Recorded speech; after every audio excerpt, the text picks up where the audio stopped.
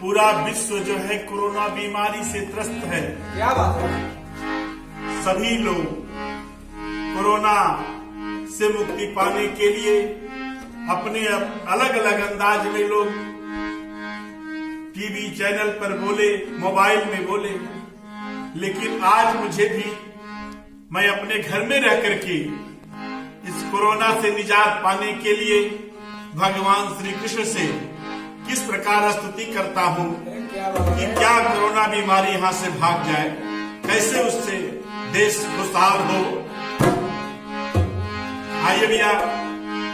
छलिया मदन मुरारी देखा देश संकट भारी, छलिया मदन मुरारी देखा देश संकट भारी, छलिया मदन मुरारी देखा देश संकट भारी। वायरस कोरोना बीमारी के भगाए, वायरस कोरोना बीमारी के भगाए, वायरस कोरोना बीमारी के भगाए।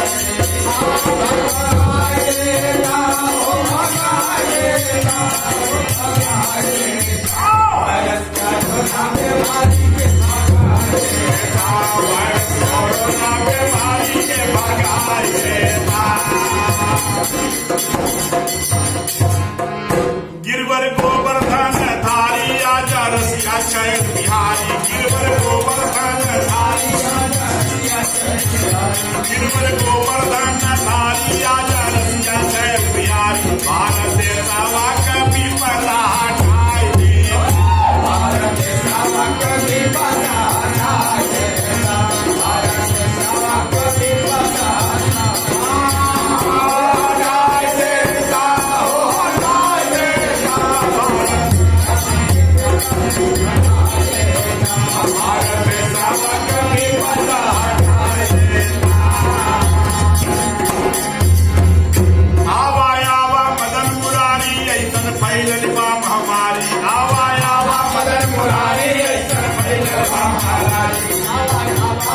हमारी